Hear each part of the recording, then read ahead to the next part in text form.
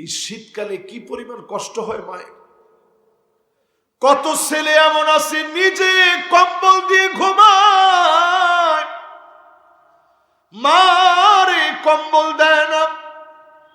অথচ আপনি ছোট ছিলেন, পেশাব করে দিয়েছেন শীতের রাতে, মা একটা বারের জন্য রাগ করে নাই।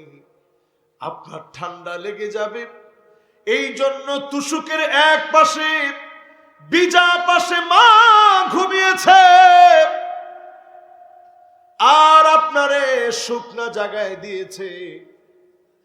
এরপরেও সন্তানের ঠান্ডা লাগুক মা চায় না, সন্তানের জ্বর আসুক মা চায় না। একটা কাশি দিলে মা সন্তানের জন্য চিন্তিত হয়ে যায়। ওই সন্তান কেমনে পারে, মায়েরে গোয়াল ঘরে রেখে দিয়েছে, নিজে বিল্ডিং বাড়ির মধ্যে ঘুমায় আছে। পুলিশ গিয়ে মাকে উদ্ধার করেছে। মার কাছ থেকে জানতে চেয়েছে আপনার কি কোনো অভিযোগ আছে? মা বলে না না, আমার কোনো অভিযোগ নাই, তবে আমার একটা কথা, আমার ছোট্ট পেটের ভিতরে আমার মানিক আমার ছেলের জায়গা দিলাম, আমার ছেলের এত বড় বাড়ি হয়েছে, একটা কোনায় আমি মায়ের জায়গা হয় না। পেটের ভিতরে মা সন্তানের জায়গা দেয়, সন্তানটা নড়াচড়া করলে মার মন বড় আনন্দিত থাকে। আমার খোকা আমার মানিকটা নড়াচড়া করে, নড়াচড়া কমে গেলে ডাক্তারের কাছে মা দৌড়ে যায়। আজকের নড়াচড়াটা বড্ড কম মনে হচ্ছে। ও যুবক, তুমি তো তোমার মায়ের পেটে ছিলে, কেমনে তোমার মায়ের ভুলে গেলা? মায়ের সঙ্গে যখন খারাপ ব্যবহার করবে,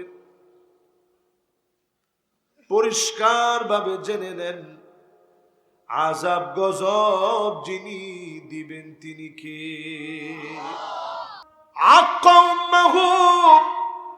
এমন সময় দুনিয়ার ভিতরে আসবে, সন্তান মায়ের সঙ্গে খারাপ ব্যবহার করবে।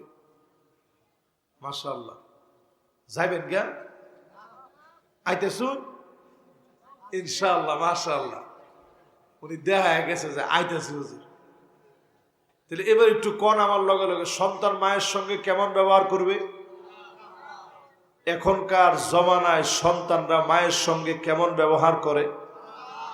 আহা, আপনি লেখা রাখেন। অনেক বড় ডিগ্রি আপনার জীবনে হতে পারে, অক্সফোর্ড শেষ করতে পারেন, ক্যামব্রিয়ান ইউনিভার্সিটি থেকে বড় ডিগ্রি নিতে পারেন, কিন্তু মা আপনার উপরে বেজার হয়ে গেছে। জীবনের কোনো না কোনো জায়গায় আপনি ধরা খেয়ে যাবেন। মা যদি বেজার হয়ে যায়, মালিক বেজার হয়ে যাবে, কোনো না কোনো জায়গায় ধরা খেয়ে যাবেন। এই পর্যন্ত আল্লাহ এনে আমারে বসায় দিয়েছে, তেমন কোন যোগ্যতার কারণে না, শুধুমাত্র মা বাবার দোয়ার কারণে। সন্তানদেরকে যিনি বড় বানায় দেন তিনি কে? আমার মনে আছে, আমি ঢাকায় বাংলাদেশে পড়াকালীন সময়ে যেথায় পরীক্ষা দিতে যেতাম, দরজাটা মা বন্ধ করে ফেলতো, আবার নক করতাম, দরজা মা খুলতো, আমি ভিতরে গিয়ে বলতাম আম্মা আমার লাগে দোয়া করে, আবার আসতাম, আবার যাইতাম। 3-4 বার এরকম হওয়ার পরে মা কইতো, আরে পাগল যা, তোর লেগে দোয়া করবো না, দোয়া করবো কার লেগে? আমি যেদিন মিশর গেলাম, আমি ফিল করলাম কি যেন আমি হারায় ফেলছি। মায়ের এই দোয়াটা আমি কেমনে নিব? আমার মা তো অনেক দূরে, হাজার হাজার কিলোমিটার দূরে বসা। মায়ের এই দোয়া আমাকে তখন বারবার কাঁদাতো। মায়ের এই দোয়া কেমনে নিব? মা আমার হাজার হাজার কিলোমিটার দূরে বসা।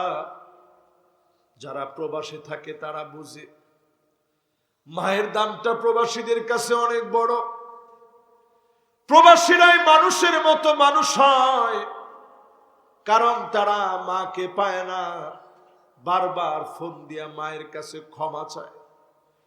চোখের সামনে মা আছে, হয়তো আপনি বুঝেন না, মায়ের দামটা টের পান না। অনেক বড় বড় মানুষ বড় হয়েছে শুধুমাত্র মায়ের দোয়ায়। মা যেমনই হোক সন্তানের জন্য যখন দোয়া করে, মুস্তাজাবুদ দাওয়া, মায়ের দোয়ার কারণে সন্তানরে যিনি বড় বানায় দেন তিনি কি?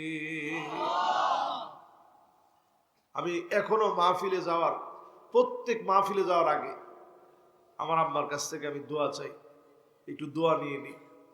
আজকে আমার আম্মা এই আমার সাথে, যেহেতু এখানে মাহফিল, আম্মা আসছে, আম্মার সাথে করে নিয়ে আসছে, এ আমার জীবনের পরম পাওয়া।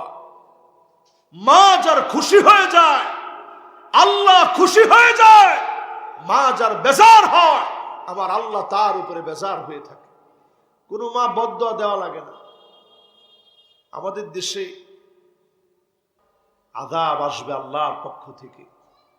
এবারে বাংলাদেশে মানুষের একটা স্বপ্ন, সব দেখা শেষ, সামনে হবে আল কোরআনের বাংলাদেশ। যদি এই স্বপ্ন বাস্তবায়ন করেন, আল্লাহ কা কসম, সমস্ত আযাব গজব গুলো উঠে যাবে, এই জমিন সুশোভিত হবে। জোরে করে আল্লাহু আকবার। আযাব তো আমরা টাইনা আনি। বাংলাদেশের অনেক বিশেষজ্ঞ আছে, ভূতত্ত্ববিদ আছে, রয়েছে দেশের অনেক পণ্ডিত বুদ্ধিজীবী। এদেরকে যখনই ডাকা হয়, করোনাকালীন সময়ে দেখেন, বুদ্ধিজীবীদেরকে যখনই ডাকা হতো, তারা বলতো আহারে দেশ তো শেষ, এই দেশে মহামারী প্রকট আকার ধারণ করবে, রাস্তায় রাস্তায় মানুষ পড়ে থাকবে, জানাজা পড়ানোর মতো লোক পাওয়া যাবে না, দাফন কাফন হবে না। আমরা দেখেছি বাংলাদেশে একটা মানুষও বিনা জানাজায় কবরে ঘুমাইতে হয় নাই। জোরে করে আল্লাহু আকবার। এই দেশের আলেম সমাজ সন্তান ভুলে গেলেও আলেম দাফন কাফন করছে। ঠিক তো কইতেন না? ঠিক নেই? তাহলে কোন ভূমিকম্প আসে জনগণের সম্পদ গিলা খাইলে? এক নাম্বারটা কি? জনগণের সম্পদ খায়া লাইলে, এই জমিন গিলা লাইলে আর কি। এই জমিনের মধ্যে কি আসে? ভূমিকম্প আসে। তাহলে এক নাম্বারটাকে আমাদের এই সমাজের মধ্যে এই 54 বছরে মিলছে না মিলে নাই? দুই নাম্বারে প্রিয় ভাইরা আমার, ওয়াল আমানাতু মাগনামা, আমানতের খেয়ানত হবে, রাস্তার জন্য টাকা বাজেট হবে, বাড়ি হবে কানাডায়। ঠিক তো কয় না? টাকা বাজেট হয়েছে রাস্তার জন্য, চলে গেছে নেতার পকেটে, চলে গেছে কর্মীর পকেটে। এই আলামত বলে যায় পুরা দেশের উপরে আযাব চলে আসার সময় আসছে। ঠিক কিনা কন? এরকম একটা একটা করে মুখস্থ করেন আর মিলায় দেখেন, যেটা মিলতো না আপনি মাঝখানতে দাঁড়ায় যায়, কোনো অসুবিধা নেই। হুজুর এটা মিলছে না, এই কথা আমার না, রাসূল 1500 বছর আগে বলে গেছে। এই 1500 বছরে মিলায় দেখেন, আমাদের নেতা যারা ছিলেন, খলিফাতুল মুসলিমিন, আমিরুল মুমিনিন হযরত ওমর রাদিয়াল্লাহু তাআলা আনহু যখন খলিফা হলেন, আল্লাহু আকবার, মানুষের মধ্যে দাঁড়ায় তিনি বক্তব্য দিলেন, ইন্নী উল্লিতু আলাইকুম ওয়া লাস্তু বিখাইরিকুম, আমি তোমাদের নেতা নির্বাচিত হয়েছি, তোমাদের চাইতে সেরা হয়ে যাই নাই। আমি যদি ভালো কোনো কাজ করি আমারে সহযোগিতা করবা, আর যদি মন্দ কোনো কাজ করি আমি ওমরের সোজা বানায় দিবা। হযরত ওমর চোখের পানি ছেড়ে কথাগুলো বললেন। একজন একজন সাহাবী দাঁড়া বললেন, ওমর, যদি আপনি সঠিক করেন সহযোগিতা করব, বেঠিক করলে আমরা শুধরায় দিব। আর আজকে তাকায় দেখেন, আমাদের দেশে নেতা হওয়ার আগে অনেকের কাছে গেলেও ক্ষমতার পরে কেউ কারো কাছে যায় না। এটা আমানতের এক অর্থ বুঝাইলাম। আমানতের অন্য অর্থ আমি আমার নানির বাড়িতে নিজে দেখছি, আপনারা দেখছেন কিনা জানি না। এসবই তো আমার আত্মীয় স্বজন, ডান আর বামে যারা আছে সবাই আমার মামা, অনেকে আমার মামাতো ভাই, সবই আমার আত্মীয় স্বজন। আত্মীয় স্বজনের ওয়াজ করাটা বড় কঠিন। তো একটু চিন্তা করেন, আমি আমার নিজের নানুর বাড়িতে দেখছি, আমার নানুর কাছে কত মানুষ গিয়ে আমানত রাখছে। টাকাগুলা বাস করে নিয়ে কইছে যে আম্মা টাকাটা রাখেন। নানু সুন্দর করে বাস করে শাড়ির ভিতরে ঢুকায় রাখতো, আমরা যাতে দেখতে না পারি কোন শাড়ির ভিতরে রাখছে এটা যেন টের না পাই, সুন্দর করে একটা বাসের মধ্যে নানু রেখে দিত। আয়সা যখন বলতো যে আম্মা টাকাটা দিয়েন, সাথে সাথে নানু টাকাটা দিয়ে দিতেন। এরকম গল্প কি শুধু এই বাড়িতে না, অন্য বাড়িতেও আছে? এখন আপনি 100 জনের ভিতরে মিলায়া দেখেন, 99 জন লোকের ভিতরে আমানতদারিতা নেই। ঋণ নিয়ে পরিশোধ করে না, কর্জে হাসানা দিলে তার চেহারা আর খুঁজে পাওয়া যায় না। এই আমানতদার ব্যক্তিদের অভাবের কারণে জমিনের ভিতরে বড় বড় আযাব যিনি দেন তিনি কে? ভাইজান কয় নাম্বারে আসি? এরকম আরো 13টা আপনারা শুনবেন। 13টার মধ্যে মাশাআল্লাহ আমি মনে করছিলাম একজন উঠার চিন্তা করছি, দিই যে না, এক জায়গা থেকে গিয়ে আরেক জায়গা গেছে। আর মাশাআল্লাহ একজন মুরব্বী গেছি না, আমি কিছু কইছি না, গিয়া উনি আবার চলে আসছে। লিল্লাহি তাকবীর। তাহলে এবার আমার সাথে কত দেখি, 1 নাম্বারটা কি? মাশাআল্লাহ মুখস্থ হয়েছেন আপনি গো। 2 নাম্বারটা কি? এবার 3 নাম্বার শুনেন, যাকাত মাগরামা। যাকাতকে মানুষ অভিশাপ বলে মনে করবে। আচ্ছা, আমাদের সমাজের ভিতরে যাকাত দেওয়ার মতো লোক আছে না? দেয়নি? না না, দেয় তো। যাকাতের শাড়ি আর লুঙ্গি দেয়, এরপরে নিয়ে একটা দোয়া দেওয়ার লগে দেয় যে ফাটা। ঠিক না? ঠিক না? কিসের যাকাতের শাড়ি লুঙ্গি? এই বাংলাদেশে যদি যাকাত ভিত্তিক অর্থনীতি কায়েম হয়ে যায়, 5টা বছরের ভিতরে আপনি তাকায় দেখবেন দারিদ্র মুক্ত একটা দেশ বাংলাদেশ গঠিত হয়ে যাবে। জোরে করে আল্লাহু আকবার। কিন্তু আমরা যাকাতই দেই না। যাকাত ভিত্তিক সমাজ কায়েম হবে কেমন? যাদের উপরে যাকাত বরাদ্দ হয়, ফরজ হয়, ওনারা থোক বরাদ্দ দেয়। থোক বরাদ্দ মানে কি?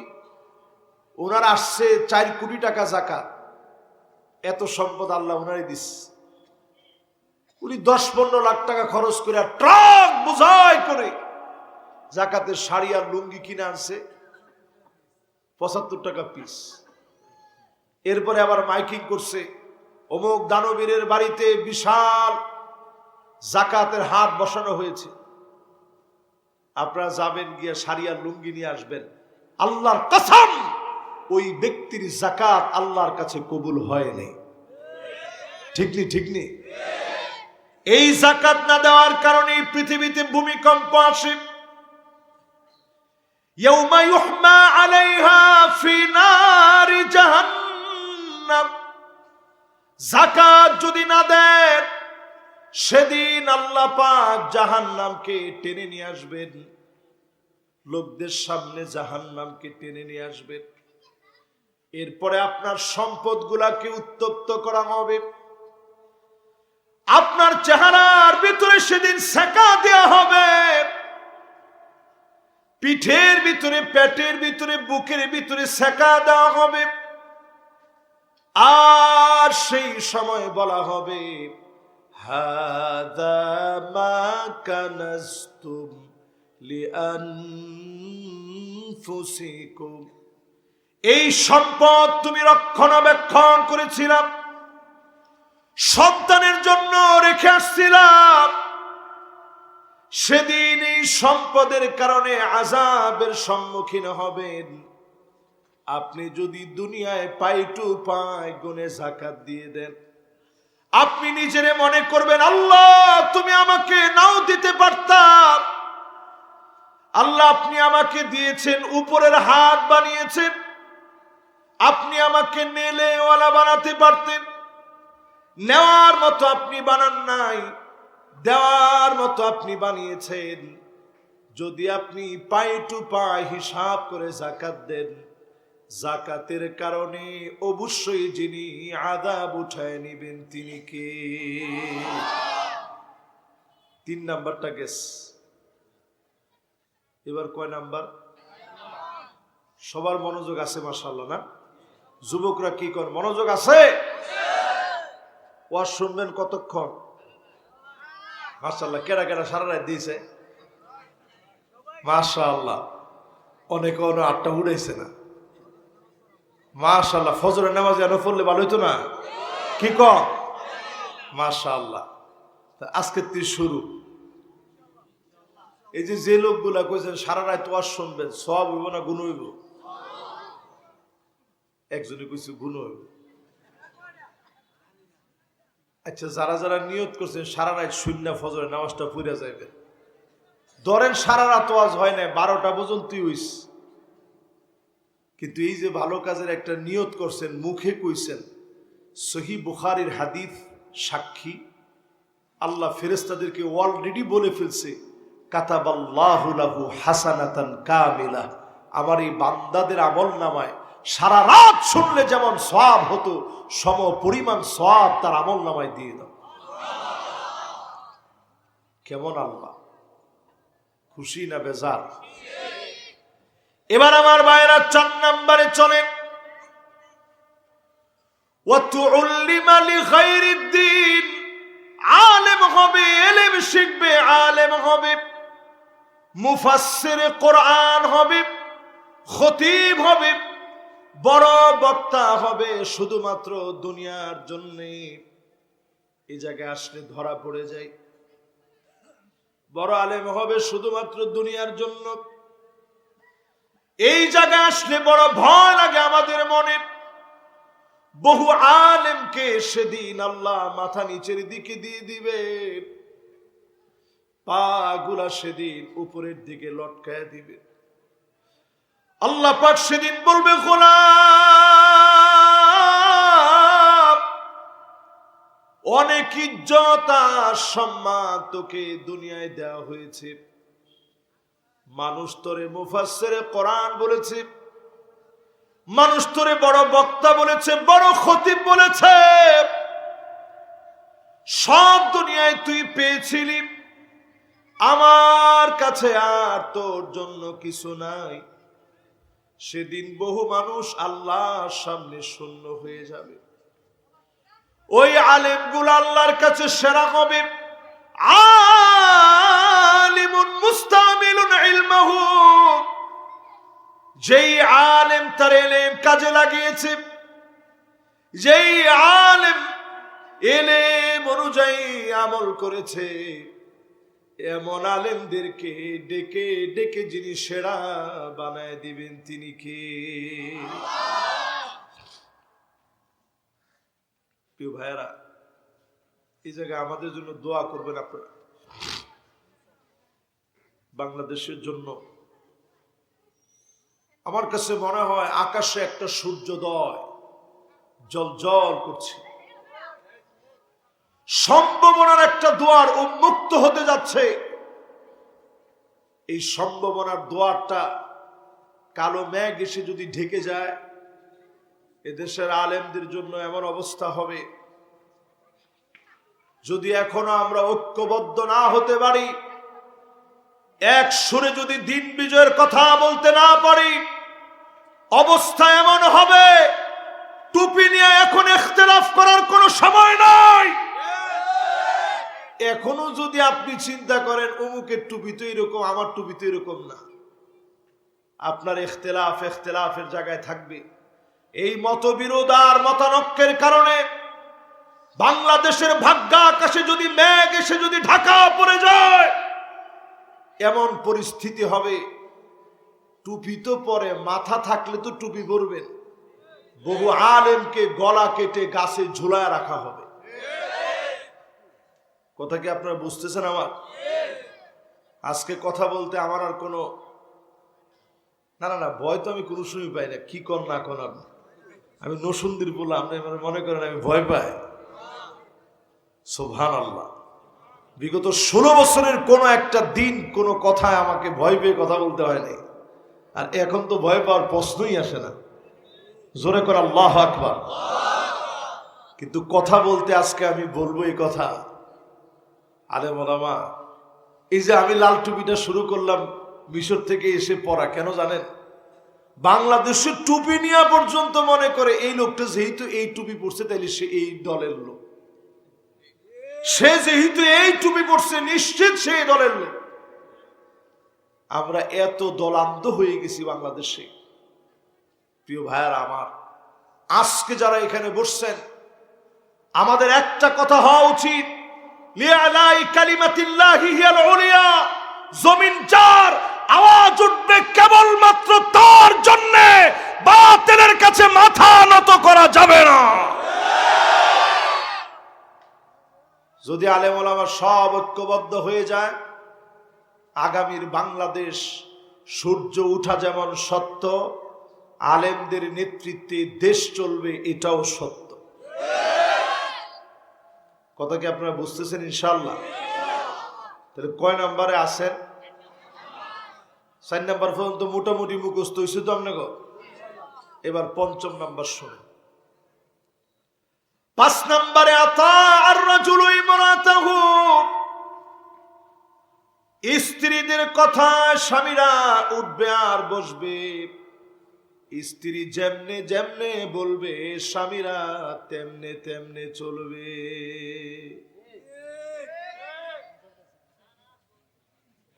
মাশাআল্লাহ, নানা কইছে এমন দুইজনে এরা বিয়ে করছে না, আর যে 2-3 জন কইছে যে হুজুর চলতাছে এরকম, এরা খুব কষ্টে আছে, এই জন্য কয়ে লেছে মুখ ফুসকায়। আচ্ছা কন্ত দেখি এরকম আছে না নাই? সারা বাংলাদেশে থাকলেও আমাদের এই মনোহরদী থানাধীন এই সাগরদী, বিরামপুর, খিদিরপুরে এই জাতীয় কোনো কর্মকাণ্ড একেবারেই নাই। একজনে কইছে বেশি, একজনে কইছে কম। যে কম কইছে এত অন্তত আমার ইজ্জতটা রাখছে যে হুজুর এই এলাকাটা যেহেতু আমনের, এত খারাপ নেই দিকের মানুষ। আচ্ছা কোন স্ত্রীদের কাছ থেকে পরামর্শ নেওয়া এটা কি নিষেধ না নেওয়া যাবে? শুধু নেওয়া যাবে না, রাসূল নিজে নিছেন, এটা একটা সুন্নাহ। জোরে কোন আল্লাহু আকবার। নাহলে বেটেন তো অনি মনে মনে চিন্তা করলে যে আর ওয়াজ শুনতাম না, হুজুর একটু ওয়াজ করে গেল গা আম করে বহুনের তালে। আচ্ছা কন্ততে স্ত্রীদের কাছ থেকে বুদ্ধি নেওয়া যাইব না যাইতো না? যাইব। কিন্তু বেডি যদি কয় তোর মারে খাওয়াস না, এই বুদ্ধি নিবেন? আরে কথা কয় না, এই বুদ্ধি নিবেন? আতা আর রাজুলু ইমরাতাহু, স্ত্রীদের কথায় উঠবে আর বসবে, তার মানে এই হলো আপনি আপনার স্ত্রীর কথা শুনবেন, কিন্তু আল্লাহ আর তার রাসূল যা করতে বলেছেন, ইহসানের যে দরজা রেখেছেন সেটা ভুলে যাওয়া যাবে না। পৃথিবীর ভিতরে কিয়ামতের আগে ইহুদি মহিলাদের কালচার সবার ভিতরে ঢুকে যাবে, সব নারীদের ভিতরে ঢুকে যাবে। দাজ্জাল আসার আগে একটা গ্রাউন্ড তৈরি হবে, আন্নানা নামক মহিলা বের হবে, এটা কেমন মহিলা? যে মহিলারা কিছু হইলেই কইব সবটা আমার নামে লিখে দেয়ালাম। এরকম বিটেন আসেনি? দুরুমি আছে। অনেক জিতানে বিয়ে করছেন এই তানে জোরে কয়ে আছে, ঠিক নেই? এরপরে দেখবেন মান্না না, এটা কেমন? কথায় কথায় খুঁড়া দিব আর কইব আমি দেখি আপনার বাঘটা খাইয়া গেলাম। অন্য বিটেন তৈলি ফুলাও খাইলি, এরকম আছে আছে। এরপরে দেখবেন হান্না না, সারাদিন কষ্ট করে আসছেন, আয়া কইছেন একটু এক গ্লাস পানি দিয়েছেন, এমন একজন আগেই কইছে দিত না হুজুর। পরিস্থিতি কিরকম হয়? আপনি কইছেন এক গ্লাস পানি দিও, তো এমন বেসকি দিছে পানি দিও, বেসকিটা হইন না, আপনি কইছেন না ফিফা শাহী নাই, দুষ্টামি করছি তোমার লাগে। এরপরে দেখবেন কান্না না, আপনার ছায়া দেখতে পারে না, ডাইনে গেলেও ভুল, বামে গেলেও ভুল, সামনে আটলেও ভুল, পিছে আটলেও ভুল, ভুল আর ভুল, আছে না নাই? বর্তমান পৃথিবীর পরিসংখ্যান বলছে বর্তমান পুরুষের হার্টের ভিতরে এখন রিং পরানো হচ্ছে। রিং মানে আংটি। রিং মানে কি? এই যে এটা একটা আংটি না, এরকম আংটি পরায় না, এটা ভিন্ন রকম আংটি। তো বর্তমান সায়েন্টিস্টরা বলছে, মেডিকেল সায়েন্স বলছে, এত পরিমাণ পুরুষের হার্টে এখন রিং পরানো হয়, মহিলারা আঙ্গুলের মধ্যে যতগুলা মহিলা আংটি পরে, এর চাইতে বেশি সংখ্যক পুরুষকে সারা ওয়ার্ল্ডের ভিতরে এখন হার্টের ভিতরে আংটি পরার লাগে। ঠিক তো কয় না? অনেকে মনে মনে চিন্তা করতেছে হুজুর অনই ব্যথা লাগতেছে। এরপরে দেখবেন এমন সময় আসবে হাদ্দাকাপ, কিছু একটা কিনে আনছেন, কোনোদিন পছন্দ হয় না, দেখা মাত্র কয় কি আনলেন, কালারটা মরে যাবো কেমন, ঠিক তো না, কালার মরতো না, এর আগে জামাই মরে যাবো, ঠিক নেই? যদিও বিষয়গুলো আপনারা একটু খুশি হয়েছেন, হাসতেছেন যে বেডিকর কথা কইতেছে হুজুর আরেকটু কম, কইতাম এরকম। এরপরে দেখবেন সাদ্দাকাপ, এমন সব মহিলা বের হবে, কথায় কথায় স্বামীর সঙ্গে মুখে মুখে তর্ক করবে। এমন মহিলা সারা বাংলাদেশে থাকলেও এই এলাকায় না। আসেনি? আসেনি? এরপরেরটা কেউ আসে টাসে কিচ্ছু করেন না, চুপ করে থাকে। এরপরেরটা হচ্ছে বাররাকা, মুখ থাকতে হাতে কি, হাত থাকতে আর মুখে কি। এমন কিছু মহিলা বের হবে যারা শুধু মুখ দিয়ে তর্ক নয়, গায়ে পর্যন্ত হাত তুলবে, এমন মহিলা এখন আছে না নাই? আমার তো মনে হয় এটার সংখ্যা এখন আরো বেশি। যেটি কইছে এটির মধ্যে সবচেয়ে বেশি এখন এটা কিছু হইলে লাড়ি লয়ে দেয়। আচ্ছা, এই যে যতগুলা কইলাম এগুলা এখন আমাদের ভিতরে ঢুকছে না ঢুকে নাই? এর জন্য অন্যরকম দায়ী আমরা নিজেরা। কয়দিন আপনি আপনার স্ত্রীর সালাম দিচ্ছেন ঘরে ঢুকে? একজনে কইছে হুজুর একদিনও না। এটা একটু বেশি কথা হইছে। দিছেন না আপনারা? দিয়েন। আর যাতে গিয়ে আগে আগে সালাম দিয়েন, পারবেন তো ইনশাল্লাহ? আগে কিন্তু অনেকটি বাহি আছে, এখনো শেষ হয়েছে না। এরপরে আপনি নিজে স্ত্রীকে পারলে ঘর ঝাড়ুটা নিজে দিবেন। ফাকান্নাসা রাসূলুল্লাহ, আল্লাহর নবী নিজে ঘরটা ঝাড়ু দিতেন, আল্লাহর নবী স্ত্রীদের তরকারি কেটে দিতেন। ঘর ঝাড়ু দিচ্ছেন জীবনে? যেমন আমার আব্বা, এই যে আমার অলি ভাইয়েরও উস্তাদ, আমারও উস্তাদ, অনেক বড় আলেমে দ্বীন। আমার আব্বারে আপনারা চিনেন কিনা আমি জানি না, চিনেন? সবাই হয়তো দেখেন নাই, দেখছেন? মাশাআল্লাহ। মানে আমার নানারে দেখছেন? আচ্ছা, আমার নানার এখানে দেখছেন দিই তো। ডাক্তার ইউনুস সাহেবরে কে কে দেখছেন দিই? এরকম থাকার কথা না। ও মাশাআল্লাহ, একজন দুইজন, মাশাআল্লাহ। হ্যাঁ আমার নানুরেও শোনাইতে পারলাম না, কিন্তু আমার নানার দেখা মানুষে মাশাআল্লাহ শোনাইতে পারছে। এটা আমার জন্য একটা সৌভাগ্য। আমার নানুর যদি এখন হায়াত থাকতেন, নানুর কলিজাটা ভরে যেত। এটি জীবনের একটা পাওয়া। তো বলতেছিলাম কাজে কর্মে সহযোগিতা করবেন। নবীজি নিজে এত ব্যস্ততার পরেও ঘরটা ঝাড়ু দিতেন আমার নবী রহমাতুল্লিল আলামিন মুহাম্মাদুর রাসূলুল্লাহ সাল্লাল্লাহু আলাইহি সাল্লাম। তরকারি কেটে দিতেন, স্ত্রীদের চোখে পানি দেখলে নবীজি দুইটা আঙ্গুল দিয়ে মুছে দিতেন। পিছনে দাঁড়ায়া ইবহাম নামক আঙ্গুল দিয়ে ইবহামানকে একত্রিত করে, এই দেখেন দুইটা আঙ্গুল, এই দেখেন এই দুইটা আঙ্গুল, এটার আমগো ভাষায় কয় বুইরা আঙ্গুল। কি আঙ্গুল? বুইরা আঙ্গুল না? নয়নে কোন সময়ছে?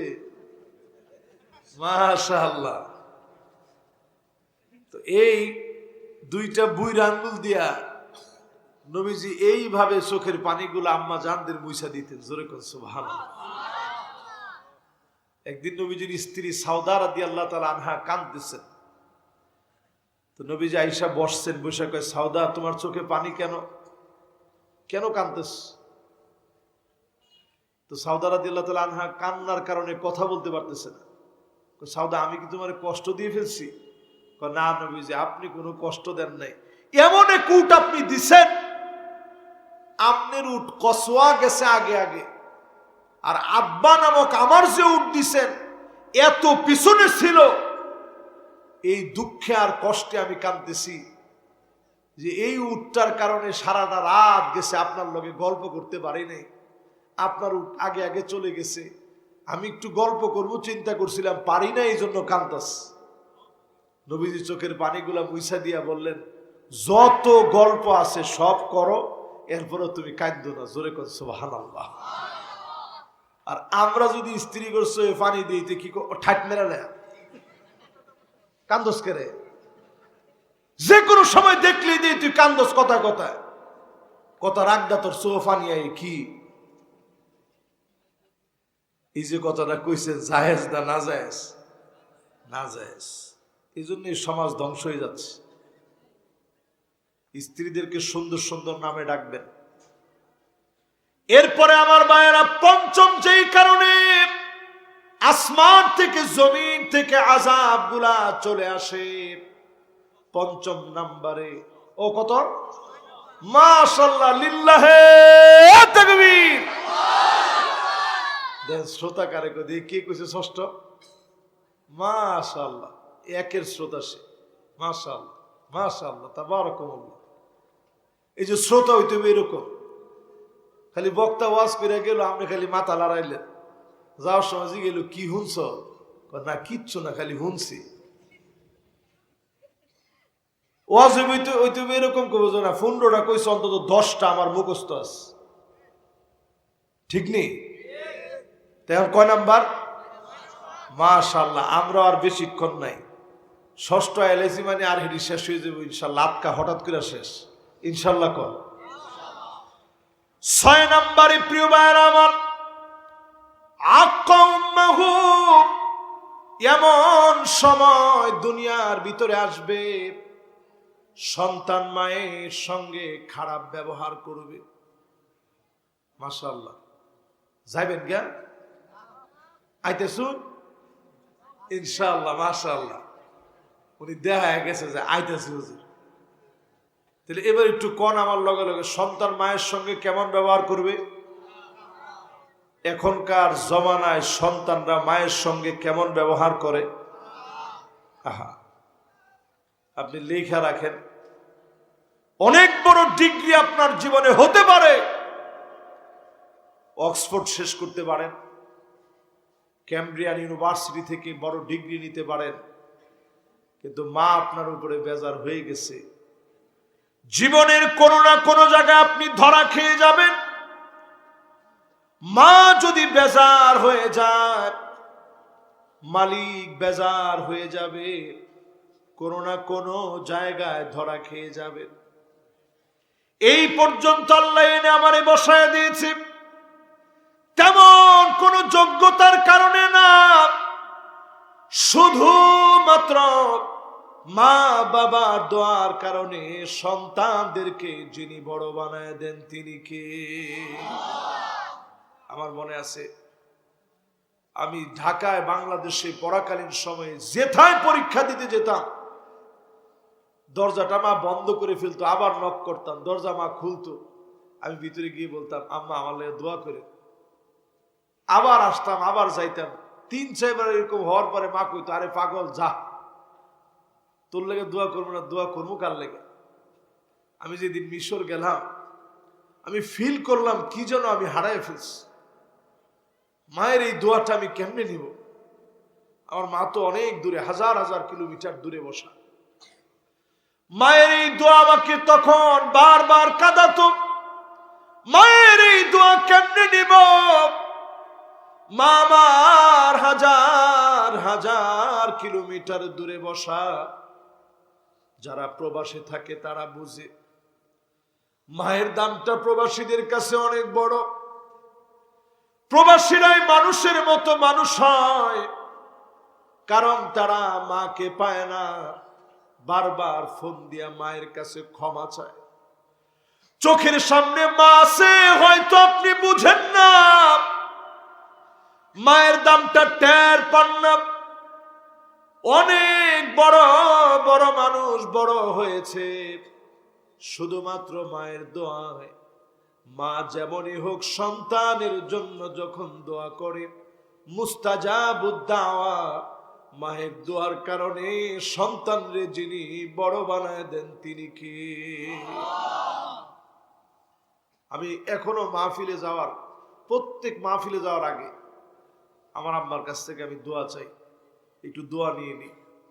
আজকে আমার আম্মা এই আমার সাথে, যেহেতু এখানে মাহফিল, আম্মা আসছে, আম্মার সাথে করে নিয়ে আসছে, এ আমার জীবনের পরম পাওয়া। মা যার খুশি হয়ে যায়, আল্লাহ খুশি হয়ে যায়। মা যার বেজার হয়, আমার আল্লাহ তার উপরে বেজার হয়ে থাকে। কোনো মা বদদোয়া দেওয়া লাগে না। আমাদের দেশে এই শীতকালে কি পরিমাণ কষ্ট হয় মায়ের। কত ছেলে এমন আছে নিজে কম্বল দিয়ে ঘুমায়, মারে কম্বল দেয় না। অথচ আপনি ছোট ছিলেন, পেশাব করে দিয়েছেন শীতের রাতে, মা একটা বারের জন্য রাগ করে নাই।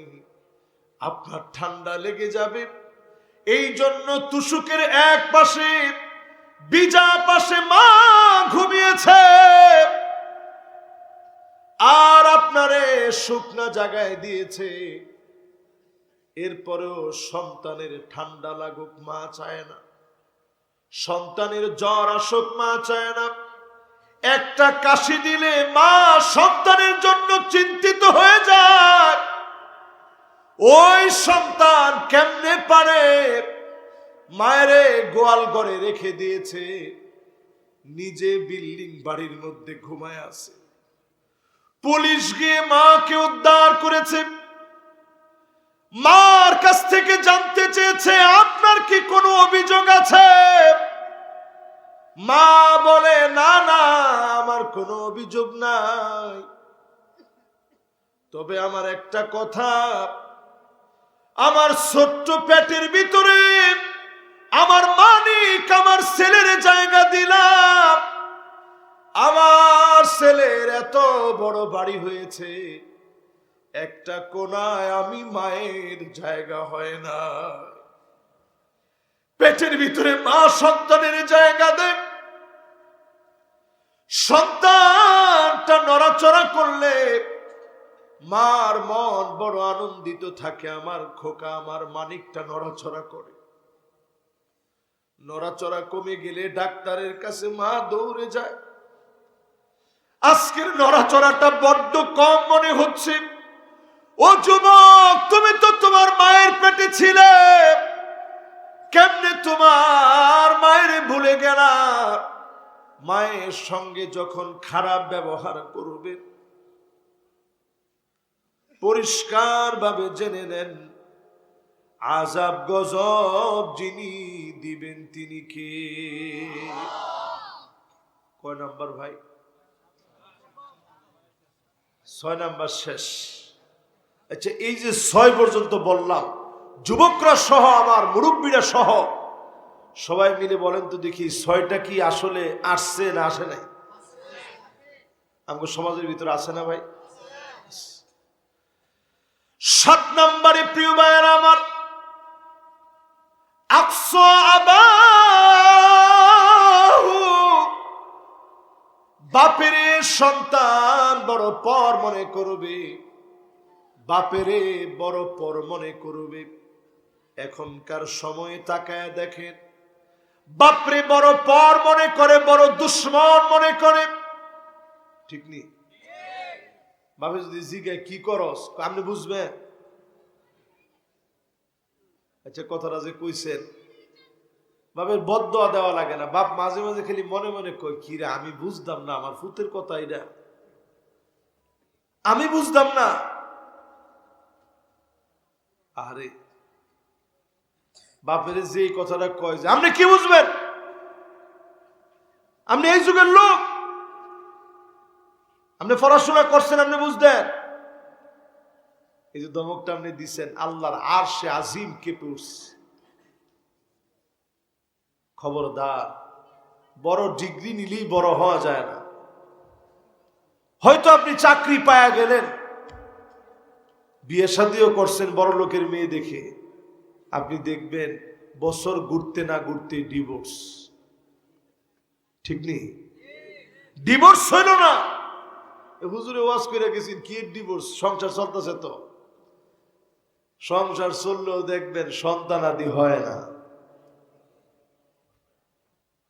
হইলেও দেখবেন এমন একটা বিপদ আল্লাহ আপনাকে দিয়ে দিছে, আপনি বাপের কবরের সামনে দাঁড়ায় বলবেন, আল্লাহ বুঝি নাই, বেয়াদবি করে ফেলছি বাপের কাছে, এখন বাপ কবরে চলে গেছে। বাপের সঙ্গে সুন্দর আচরণ করেন। বেশি দিন দূরে না, 50 বছর আগে, আচ্ছা 50 বছর বেশি কইলেস, 30 বছর আগে আপনি একটু তাকায় দেখেন, বাপ মা যেই খাটের মধ্যে থাকতো, সন্তান হেনে বইতে গেলে আগে অনুমতি লয়ে বইত। ঠিক নেই? অনেকটা আছে কি এর অনুমতি? এখন আর সেই যুগ নাই, এই জন্যই শাস্তি আসতেছে। কত নম্বরে আসি? 7 নাম্বার শেষ, এবার 8 নাম্বারে চলে। 8 নাম্বারে নবীজি বলেন, আদনা সাদিকাহু, বন্ধুরে বন্ধু বড় আপন মনে করবে। করেনি? ফ্রি ফায়ার, পাবজি, টিকটক সব দেখবেন 4 জন 5 জনে মিল্লা, বন্ধুরা মিল্লা করে। এরপরে দেখবেন আমরা যখন মাহফিল করে রাত্রে রাত্রে যাই বিভিন্ন জায়গায়, এই যে রাস্তার ভিতরে 10-15 জন একত্রে জটলা পাকায় রাখছে, শীতকালে বেশি। তাই আমি মনে মনে চিন্তা করছি, আল্লাহ এই তো মনে ডাকাত ধরলো। দেখি না গাড়ির দিকে তাদের কোনো খবর নাই, হাতের মোবাইলের দিকে খবর। তার মানে দরজা আটকায় এখন বিভিন্ন জুয়ার সাইট, 20 বেট, 1x বেট, এই সমস্ত বিভিন্ন ব্যাটিং এর সাইট, এই জুয়ার ভিতরে মুসলমান এখন নিমজ্জিত হয়েছে শুধুমাত্র বন্ধুদের পাল্লায় পড়ে। মানুষ প্রথমে সিগারেট খাওয়া শিখে বন্ধুদের পাল্লায় পড়ে, ঠিক তো কয় না? গাঁজা খাওয়া শিখে বন্ধুদের পাল্লায় পড়ে, সেখান থেকে আপডেট হয়ে ইয়াবা খাওয়া শিখে বন্ধুদের পাল্লায় পড়ে। তুমি বন্ধু বানাবা কারে? ওই ছেলেরে তোমার বন্ধু বানাতে হবে যেই ছেলে ফজরের নামাজের সময় তোমার বাড়িতে গিয়ে তোমারে উঠায় নিয়ে আসবে। যদি আপনার বন্ধুরা এমন হয়, খালি বিড়ি খাওয়ার সময় না, ফজরের সময় যদি আপনার বন্ধু আপনার ডাইকা নিয়ে আসে, ওই বন্ধু আপনাকে আল্লাহর জান্নাতের দিকে ডেকে নিয়ে যাবে। ঠিক কিনা বলে? আপনার বন্ধু হতে হবে সে যে বন্ধু আপনাকে কোরআন পড়তে বলবে, হাদিস অধ্যয়ন করতে বলবে, ইসলামী সাহিত্য পড়তে বলবে, মূল্যবোধ আর চেতনার ভিতরে পরিবর্তন নিয়ে আসবে, এ হবে আপনার বন্ধু। আগামীর পৃথিবী মুসলমানেরা নেতৃত্ব দিবে। মাশাআল্লাহ, যুবক কয়জনে আটতাছে, তাড়াতাড়ি আয়া বল। মাশাআল্লাহ, নেতা টাইপের লোক তো একটু দেরি হয়ে গেছে। মাশাআল্লাহ, আমগর এই সমস্ত নেতারা যদি না থাকে আমরা মাহফিল শোনাবো কারে কর। মাশাআল্লাহ, এই তো আমগো মনটা ভালো লাগতেছে। আচ্ছা, কত দেখি কয় নাম্বার পর্যন্ত গেছি আমরা? নতুন যারা আইছে এরা হলো কয় নাম্বার? একজনে কইছে 7 নাম্বার। হ্যাঁ, 5 না ফেল? ফিয়া মানে মাশাআল্লাহ। নয়ন আপনারা চিনেন? একটা এমপির টিমেন্টে চিনে না, নয়ন ডেজের টিমেন্টে চিনে, ঠিক নেই? আফজাল নয়ন না, বউ তাকে নয়ন। এটা মাশাআল্লাহ, দেখেন হ্যাঁ সহজ সরল মানুষ, কিন্তু এর জন্য নাজাত পাওয়াটা অনেক সহজ, আমগোর লেগে অনেক কঠিন।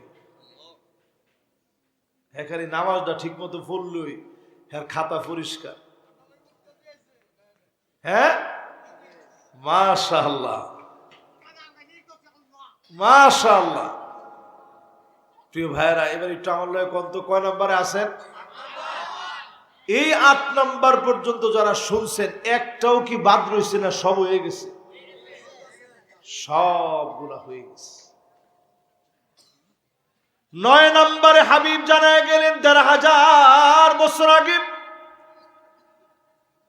যাহারাতিল আসওয়াতু ফিল মাসাজিদ, মসজিদে মসজিদে হট্টগোল শুরু হয়ে যাবে। ইমাম রে বাধা দিবে, খতিব রে বাধা দিবে। এটা অত যুক্তি নেই। আচ্ছা, এটা চলে চলে। এরপরে দ্বিতীয় অংশটা তো কই নেই, এক অংশ কইছি মাত্র। নবীজি 1500 বছর আগে বলে গেলেন, এমন সময় আসবে হাত্তা ইয়াতাবাগান নাসু ফিল মাসাজিদ, মসজিদে মসজিদে পদ পদবী নিয়ে মারামারি, কাটাকাটি, হানাহানি শুরু হয়ে যাবে। হ্যাঁ, এটা হইছে আমরা এলাকা? আরে না, আসলে হইছে। এরপরে আপনি একটু চাহা দেখেন না, খালি হইছে না মিয়া। এই যে ইমাম সাহেবের কিছু লোক আছে, ইমাম সাহেব বয়স কত? আপনি ইমাম সাহেবকে বয়স আর কত? চাচা আমার বয়স তো 30 বছর। মাশাআল্লাহ, আমার বয়স 72 চলে, কিন্তু রুকু সিজদা শব্দই আপনার আগে দিতারি দেই না। খালি নামাজটা যদি না হয় এলাকা দেই না, নাহলে দিতারি আল্লাহর রহমতে। আচ্ছা, আপনি কি পড়ুন? আমিও তো পড়ি সুবহান রাব্বিয়াল আলা, সুবহান রাব্বিয়াল আলা, সুবহান রাব্বিয়াল আলা 3 বার পড়া। এরপরে গনি আপনি কয়বার পড়ুন? আমি 9 পর্যন্ত গণ্য দেখি আপনি শেষ হই না। কি করেন আপনি? ইমাম সাহেবরে যেই লোক এরকম পরামর্শ দিতে যায়, এই লোকের আসলে নামাজ হয়? আরে কথা কয় না, নামাজ হয়? নামাজ তো হয়ই না। নবীজি বলেন, আমা ইয়াকশাল্লাযী, খবরদার তুমি সাবধান হয়ে যাও, আইয়ারফা রাসাহু ক্বাবলা ইমাম, ইমামের আগে যে মাথা উঠে ফেলে, আইয়ুহাউইলাল্লাহু রাসাহু রাসাল হিমার, তার চেহারাটা গাধার মতো হয়ে যেত, চেহারা পরিবর্তন হয়ে যেত। আল্লাহ সিল মারা বেয়াদব বানায় দিতেন। নবীর উম্মত দেখে আল্লাহ বাঁচায়া দিয়েছে। আচ্ছা, কতদিন সাগরদ্বীপ, বিরামতপুর, খিদিরপুর মিল্লা 5টা লোক যদি এরকম গাদার মতো চেয়ার হইতো, উপায় আছে? চালাকসর বাজারে গেল, মানুষে কইতো এই যে বেটাটি দেখতেছ সবচেয়ে বড় বেদ্য বেড়া। কিন্তু আল্লাহ এই লজ্জা আপনারা দিতে চায় না, এই জন্য জমিনের উপরে ঠিক আছেন, নাহলে টাইনা জমিনের ভিতরে নিয়ে যেত। আলেম ঘরে গিয়ে বাধা দেন, এ হুজুর থামেন। এই বাধা দেওয়ার আগে আপনি চিন্তা করেন, নামার লগে লগে জমিন আপনার টান মারতো। মারে না কিল্লিগা? শুধু নবীর খাতিরে। জোরে করে আল্লাহু আকবার। কয় নাম্বার? মাশাআল্লাহ, একেবারে টাইমে টান, একেবারে টাইমে টাইমে ইনশাল্লাহ সুন্দরভাবে আসি আমরা। কয় নাম্বারে আছেন? 9 নাম্বার। এবার 10 নাম্বারটা মিলাই দেখেন রসুল কি বলেন। নবীজি 10 নম্বরে বলেন, সাদুল কবিলা ফাসিকুহুম, ফাসিকরা এলাকায় এলাকায় অলিতে গলিতে নেতা হয়ে যাবে। অনেকে আওয়াজটা কয় না, ঠিক নেই? আপনি যদি মনে করেন শরিয়া আইনে দেশ চলবে না, রাষ্ট্র চলবে না, পরিষ্কার ভাবে জেনে নেন আপনি ফাসিক। এই যে আমরা এটা কেউ ফতুয়া জিগাইছে যে হুজুর আপনি ফতুয়াটা দিন, শরিয়ার আইনে চলবো? আপনি হেলমা ফতুয়া দিলেন যে না, ও চলতো না। কেউ না জিগাইতে একবার ফতুয়া কি লিগে দিলেন? কোন ফতুয়া দিয়া খুব সুবিধা হয় না, লস হয়েছে। না জিগাইতে ফতুয়া দিয়া লাভ না লস? খবরদার ফতুয়া দিতে যায় না। রসুল 10 নম্বরে সতর্ক করে গেছে। 11 নম্বরে হাবিব আমার 1500 বছর আগে বলেন, জাইমুল কওমে আরযালুহুম, বড় বড় নেতা হবে বড় বড় দুশ্চরিত্র, লম্পট, বাজে লোক। ঠিক তো কয় না? দুশ্চরিত্র আরযালুহুম মানে যাকে একেবারে নিকৃষ্ট মানুষ। নিকৃষ্টর কাতারে যদি আপনি নাম্বার দেন হেলে হইব ফতন। এরকম বেড়াই যদি বড় বড় নেতা হয়, ওই জমিনের উপরে গজব আসে। আমরা দেখেছি বিগত 16 বছর যারা বাংলাদেশকে শাসন করেছে, জেল জুলুম নির্যাতনের মধ্য দিয়ে এরা নিকৃষ্ট চরিত্রের মানুষ ছিল। এমন নিকৃষ্ট ছিল এরা। আরে হ্যাঁ, বাংলাদেশের কিংবদন্তি আলেম কুল শিরোমণি মুফাসসিরে কোরআন আল্লামা দেলওয়ার হোসেন সাইদি রহমতুল্লাহ আলাইকে রাজাকার তারা বলেছে, আমি দেখেছি একটা গালি তাদের পতনের কারণ হয়েছে। ঠিক নেই? তাহলে একটু হিসাব মিলায় দেখেন, নিকৃষ্ট চরিত্রের লোক যদি নেতা হয়, ওই জমিনের উপরে গজব আসে। আপনাদের কষ্ট হইতেছে? আমি কি আর 5-6টা মিনিট আপনাদের কাছ থেকে নিলে কষ্ট হবে না তো?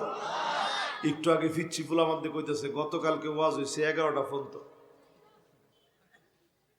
আর একটু সময় নেই আপনার কাছ থেকে।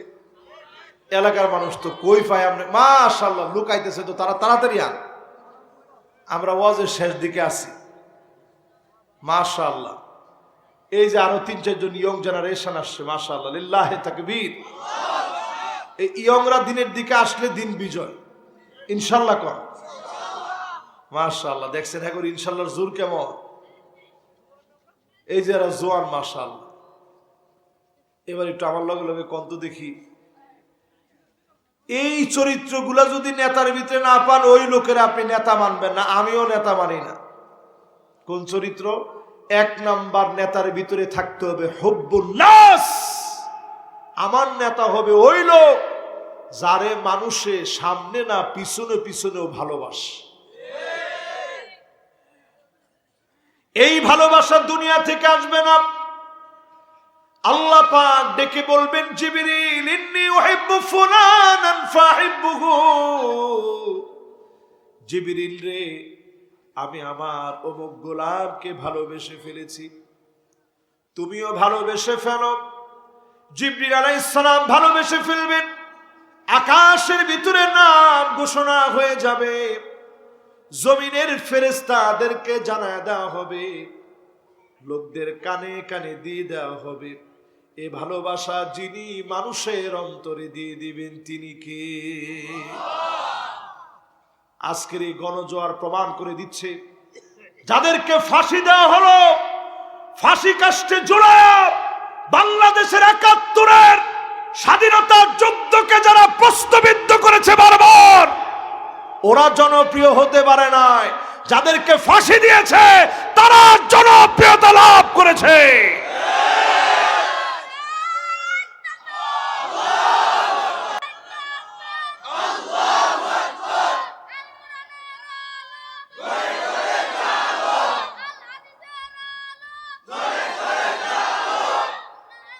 মাশাআল্লাহ মাশাআল্লাহ। ও যে তাকবীর ধারাতে বাজান এটা তুমি, মাশাআল্লাহ মাশাআল্লাহ মাশাআল্লাহ। বসেন।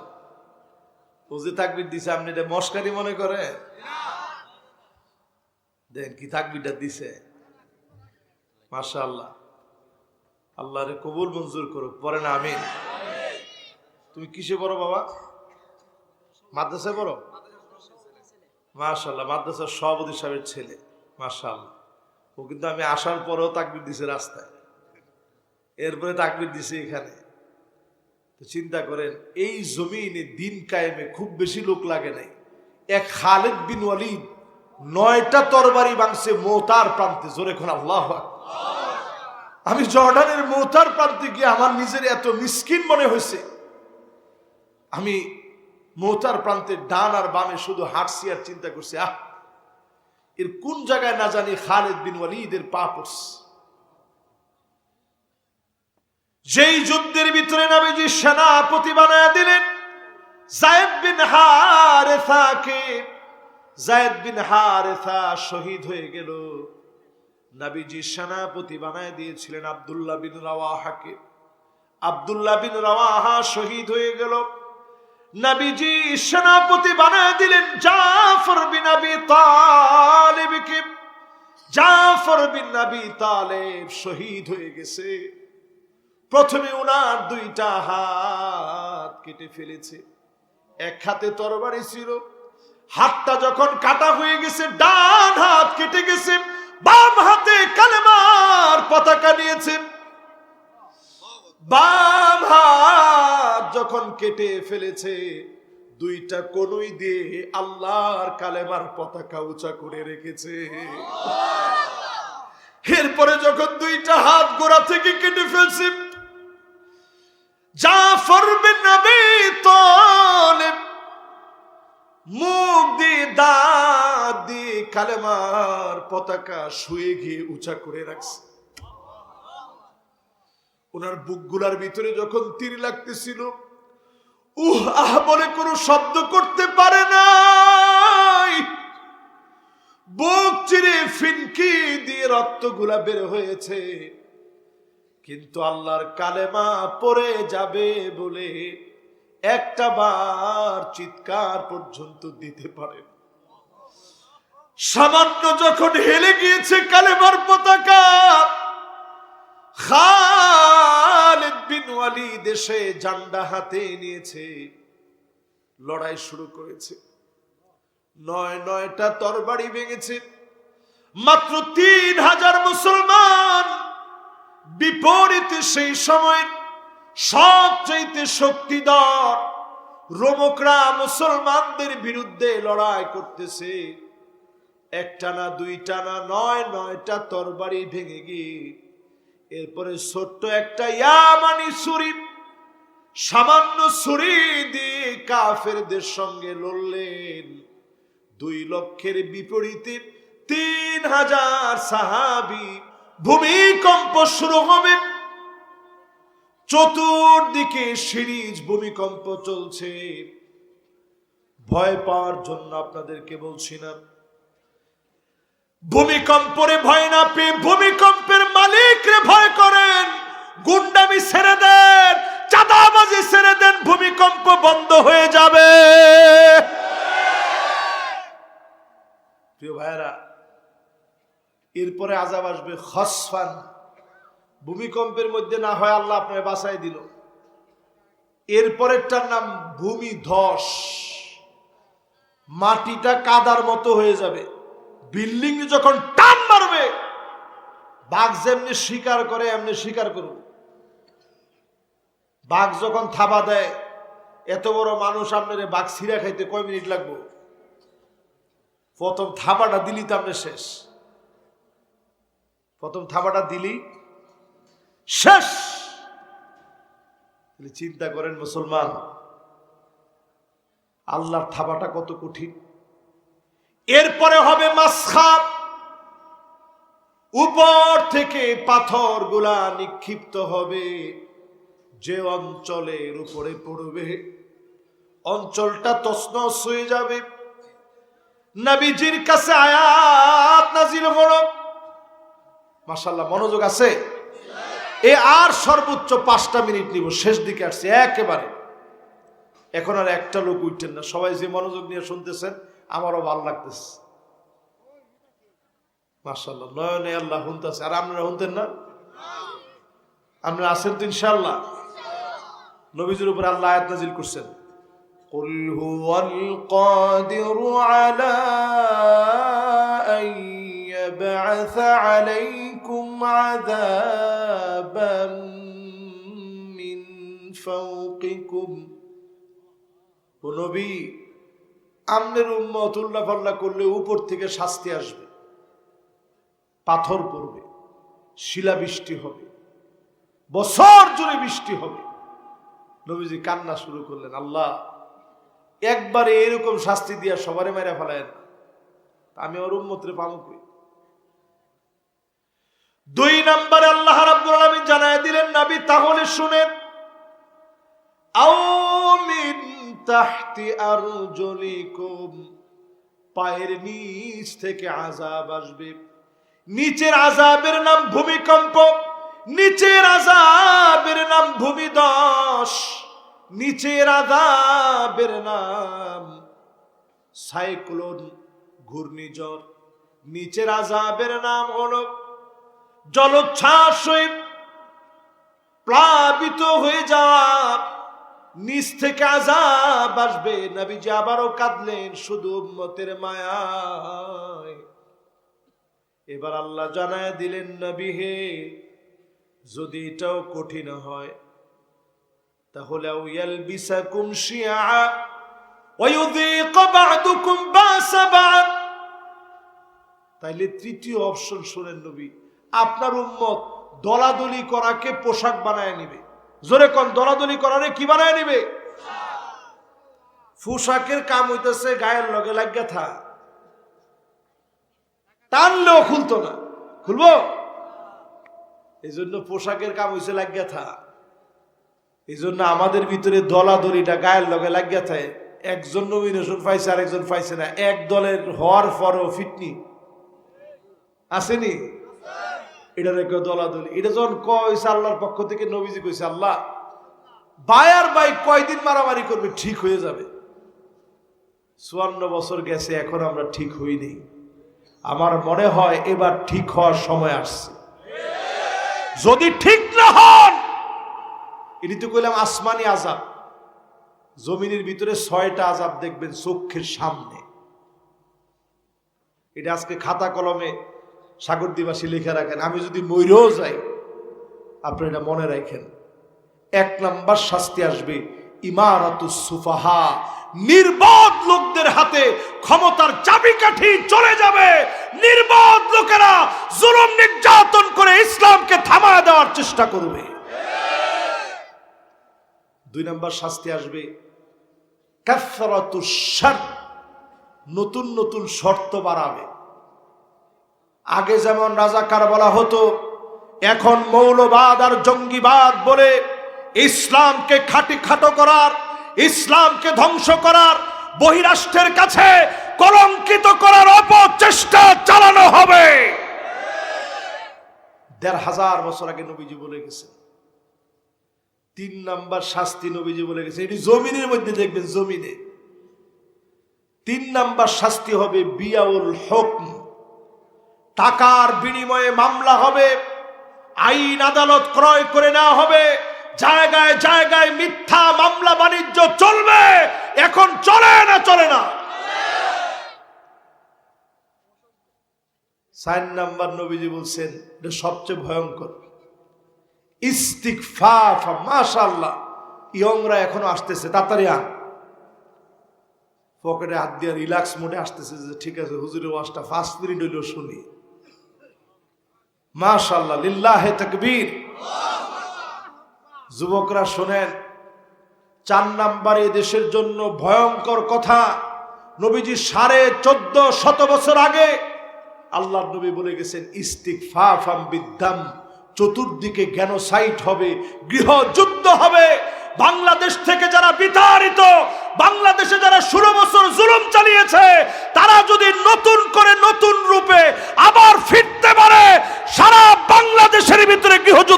যাবে। মনে রাখেন, এটা আমার কথা না তো, রাসূল করিম সাল্লাল্লাহু আলাইহি সাল্লাম বলে গেছেন। এরপরে নবীজি বলেছেন 5 নম্বরে কাতিয়াতুর রহিম, আত্মীয়তার সম্পর্ক ছিন্ন হয়ে যাবে। খালতো ভাই খালতো ভাইরে চিনবে না, মামতো ভাই মামতো ভাইরে চিনবে না, ইভেন আপন ভাই ভাইরে চিনবে না। তুই তো হে দলের আসলি, অনে তরে জমি জমা দিতাম না, ব্যাগটা আমারে দেয়ালা, এরম আছে না? হ, ভাইয়ের সম্পদ ভাই দখল করে খাইতেস, ঠিক নি? ঠিক নি? এরপরে 6 নম্বরে নবীজি বলে গেছেন, খবরদার, পরিস্থিতি এমন হবে আকাল্লুহুম ফিকহান, যাদের কোনো বুঝ নাই, নির্বোধ লোকেরা ক্ষমতার মসনদে বসে যাবে। ভুল করেন না ভাই, যতজন বসছেন ভুল করেন না।